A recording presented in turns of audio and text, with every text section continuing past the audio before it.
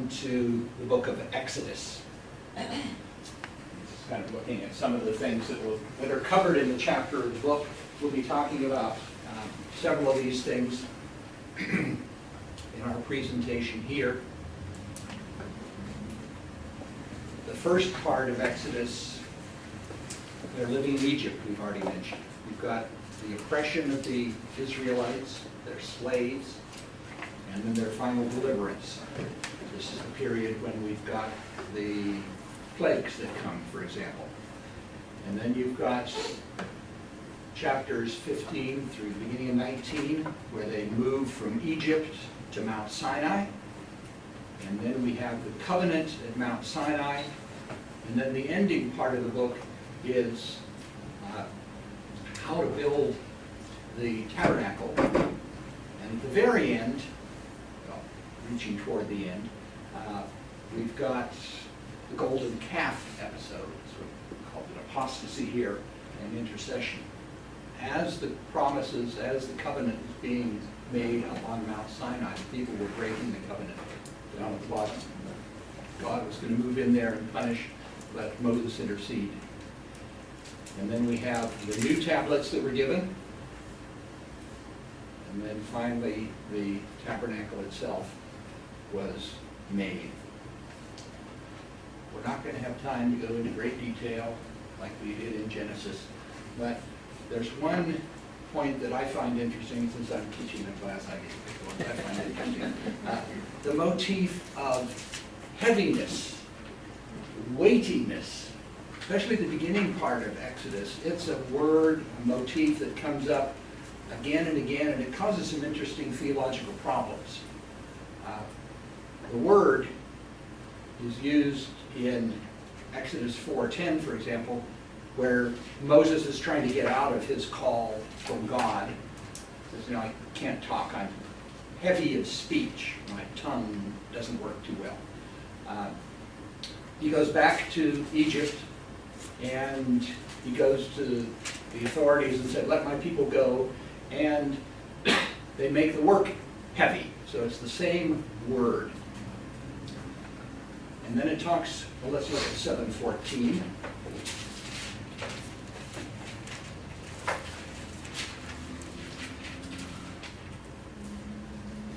Then the Lord said to Moses, Pharaoh's heart is, this is the word again, unyielding. The trouble is, it's a theme that goes through the beginning part of Exodus, but we don't see it because it's translated different ways.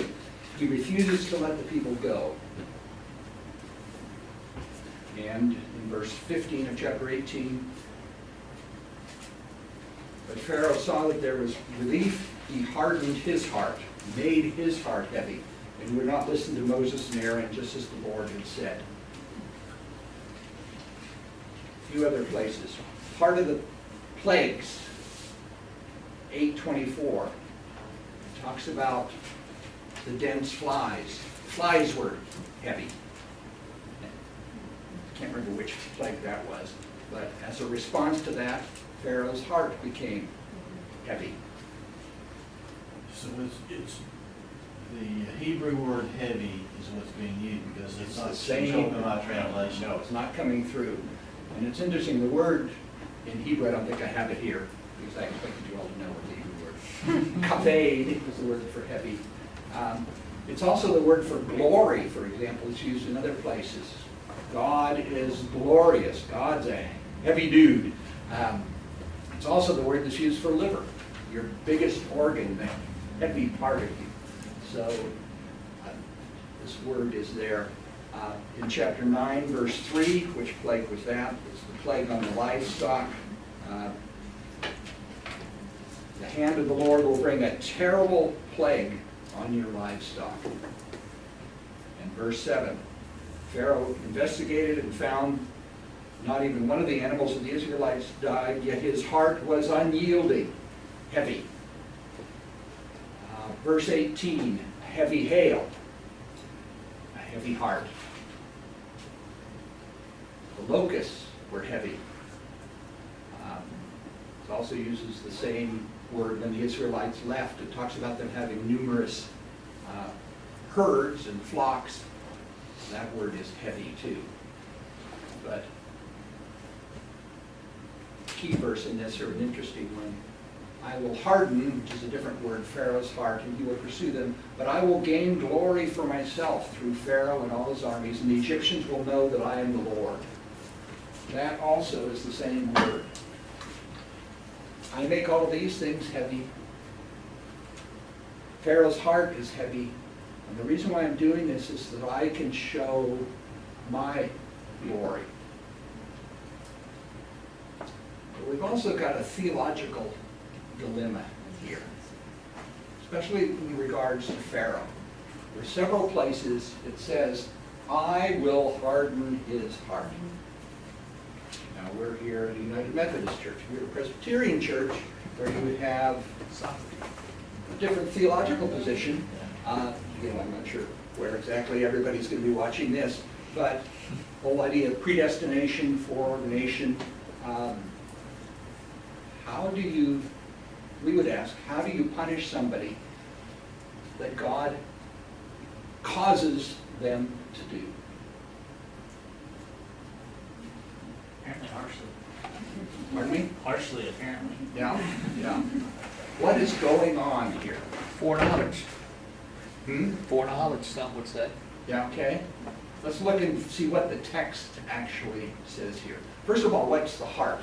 The hardening. And again, hardening, as I said, is the same word usually is to, well, there are two words here. One is to make heavy, then there's another Hebrew word too. But the heart is their control center for your actions.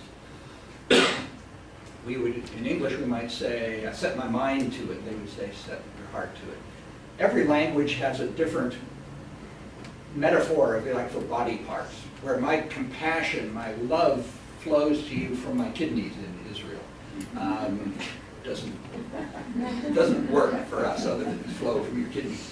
But the heart is the seat of your inner life. Your essential character comes from there. And so one writer has talked about hardening the heart is really moral atrophy. It becomes numb. It doesn't respond. Hardening the heart occurs 20 times in Exodus. 10 times about Pharaoh hardening his heart, and 10 times God hardens the heart. And if you read the text, the first 5 plagues, Pharaoh hardens his heart. God is, picture that I see here is God trying to attract his attention. I'm going to punish you if you don't respond. The first, sometimes he says, okay, I'll respond, and then he changes his mind. He hardens his heart. Hardens his heart. And then the last plagues from 6 on, God acts. I just have here is one example, 9:12. But the Lord hardened Pharaoh's heart, and he would not listen to Moses and Aaron.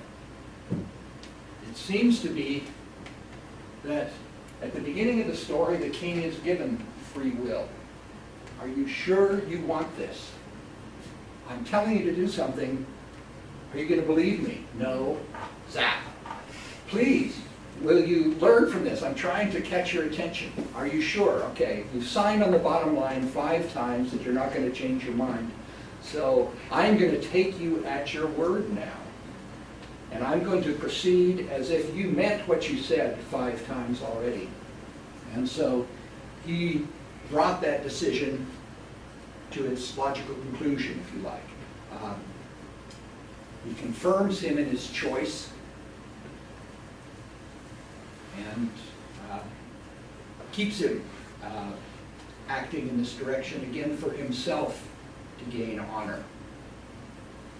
And you've got to realize, too, remember what's going on here. The Egyptians have a number of gods. The sun is one of their gods. The Nile is one of their gods. The Pharaoh is one of their gods, too. And so what do we have here? We really have a picture of the god of the Egyptians, the Pharaoh, who now has no control over his own life. because he had control to make 5 choices in one direction, but now Yahweh is showing his power over him. So he's not really a deity, he's just one that God has control over. You can't see that picture anyway, so ignore it. It's just some folks working in the fields. It's in the book, so you can have a look. But the book of Exodus is also divided up geographically. We mentioned this earlier. We've got them in Egypt to begin with, and then they're in the desert, and then the last part of the book, they're in Mount Sinai.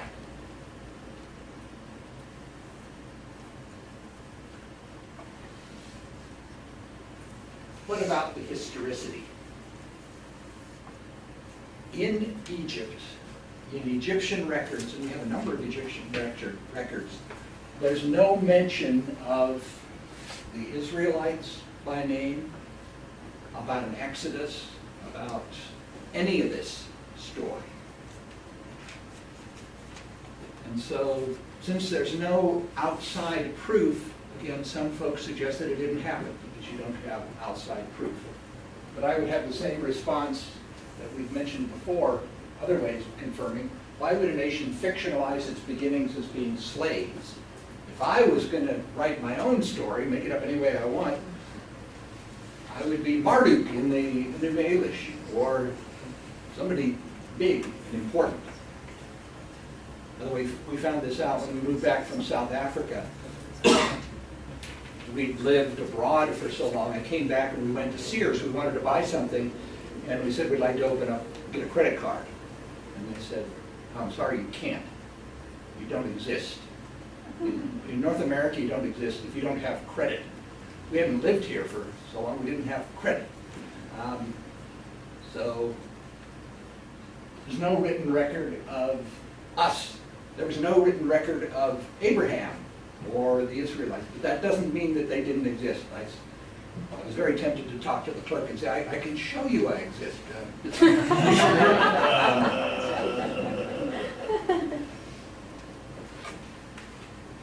When was the Exodus?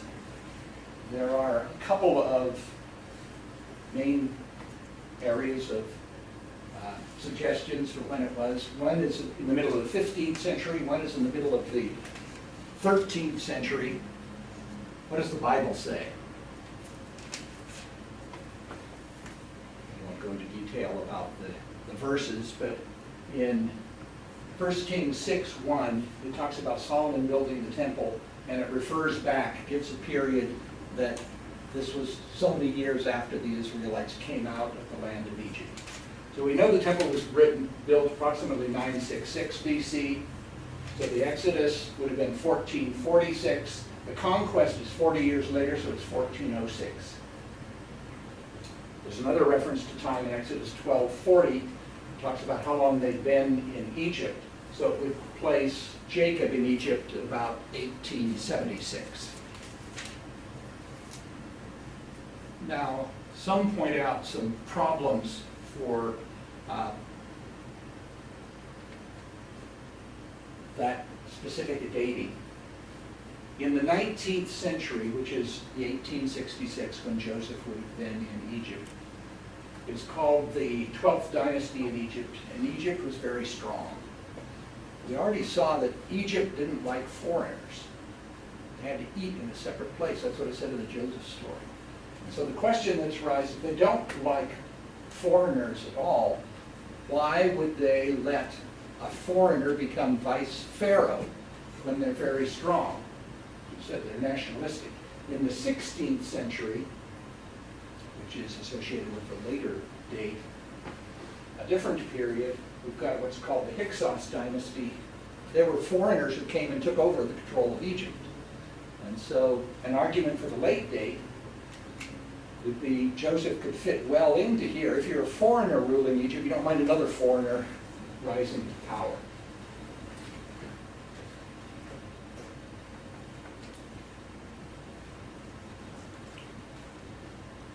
How do you respond to the king's passage, which seems to point to 1446. That's 480 years it talks about there. And they say this could be more a rounded number, where you have 12 generations of 40 years each. But a real generation, usually from when you're born to when your child is born, is closer to 25, or then period 20 years. So 12 generations of 25 years is 300, which gets you to 1266, which is the late date. Just to make things more complicated, I won't go into here. The Septuagint, which is the Greek translation, or the translation of the Old Testament, has a completely different number already. So I told you I want to get you confused, more questions when you come to out of this class than when you come in. But the biblical evidence, as I said, seems to be pointing more toward an early date.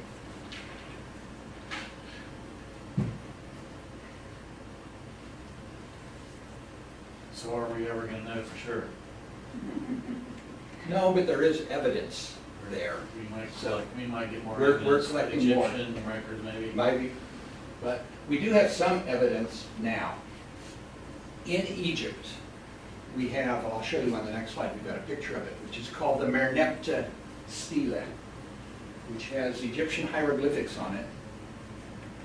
And one of the things it says, this was written in about 1220 BC. So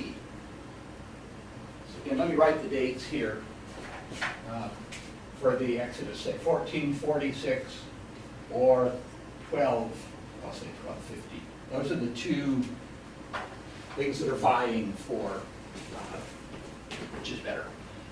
In 1220, they have this text which says, Canaan is plundered, Ashkelon is taken, Gezer is captured, Genoam is non-existent, Israel lies desolate. So they know they're talking about what we know now as Israel, because they're talking about Canaan. Ashkelon is one of the Philistine cities. Gezer, we know where it is. Genoam, we know where it is. And so Israel, it's in the same area. Israel exists in the same area where it now is. So people got excited when they found this. Does this support the early or the late date? 1220. Think about this logically here. People jumped in and said it must support the late date, because it's close to that period. What does it say? It says by 1220, Israel is in the land. Are they there in 1220 if you take this date? Yeah. Are they there in 1220 if you take this date? Yes. It proves nothing. It proves if you are arguing for a 700 BC date, then you'd be in trouble. But what it says is Israel in the land. Let me just show you how evidence works, by the way. Again, you approach, you ask questions. This is how we increase in knowledge of it. In Egyptian, they've got what they call determinatives, which are added to some nouns that tell you, for example, you might have the word for pot. And there might be a determinative added that says wood, so you know it's a wooden pot. The same word pot might have the word, a little determinative that shows you it's made out of clay. Another one that's made out of silver. So these determinatives. Now, a number of these nations are geographical terms. Canaan, geographical area, is plundered. Ashkelon, geographical. Gezer is captured. You know them. Israel has a determinative for a people group. The suggestion there is they hadn't settled yet. They haven't completely got their land organized, or else they would have a different determinative. That could support this state. But how do we respond to that? I'm not an Egyptologist, so I couldn't do it myself. But they go back and look at the whole stela, and they say, the scribe is not accurate in his determinatives. Sometimes he knew that they were X, and he put the wrong determinative. So, I mean, that is suggestive, but don't cut the house on it. But is there anything in the Bible that supports that Israel was decimated by Exodus, by Egypt at that point in time? There is biblical evidence of Egypt coming in and fighting. Mm-hmm. And there are, I think some of these, we can look at them here, I can't, no, I don't remember in this one, didn't have enough time to put it in the slides. So there are other places where Egypt comes in and fights there. Well, we're looking at the time of the judges, aren't we? Pardon me? If Egypt is coming in right then, aren't we looking at the time of the judges? Or, excuse me, Joshua and conquest? See, that is one period, or Okay. 1220, that would be the time of Judges, Joshua and Judges. Okay. Yeah, but they came in several other times too. Let's look at one other place for evidence, because if you remember, Israel was coming up from Egypt. They couldn't go straight into the land. We'll talk about that in a minute. So it says they went through Transjordan. So you might find some evidence over here in Transjordan. Because the Old Testament, it says they met the Moabites, the Edomites, and the Ammonites. There were these ites that were living there on the other side of the Jordan River. Now, Nelson Blick, who was an archaeologist before the war, did some surface surveys. That is, he goes to a site and erosion has brought potsherds and things to the surface. You can walk along the top of the land and just pick up stuff. And from a surface survey, they call this, he determined that people lived there from 2100 to 1900 BC. And then nobody lived in Transjordan from 1300 on. So there's a gap in between, which means nobody was living here then, according to his surface survey. But more recently, he was a good archaeologist, but this was just in the early, in the Second World War period. We also found that he wasn't just an archaeologist, he also worked for a group called the OSS. You know what the OSS is? CIA. It's the predecessor of the CIA. So he wasn't just looking at the ground for potsherds. The Turks were on the opposite side of they were on the Axis side, not on the Ally side. So and not that he was a bad archaeologist, but that wasn't his primary reason for being there. But a surface survey is a useful tool, but more useful is an actual excavation. And they've excavated there more recently, and they found that people did live here in the early period as well. Now, what does that prove? It again proves that either one are possible. You can't rule out either one. So, flip a coin. Possible routes of the Exodus. The easiest way is called the King's Highway. The shortest way to go from Egypt to Israel is the coastal road, or the Via Maris. I mean, the way of the sea. King's Highway is this one here. But according to Exodus, they couldn't go this way because there were fortresses there.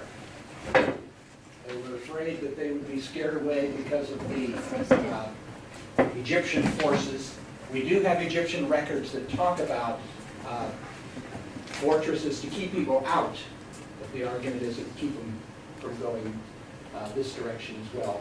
So traditionally, they went down this way, and what is called Jebel Musa, the mountain of Moses, is down here in the south. This is what traditionally is Mount Sinai.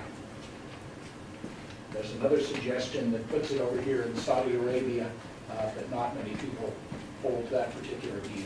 But it says specifically in Israel that, or in the book of Exodus, we're not going to bring them this way because the opposition of the Egyptians is going to be too strong.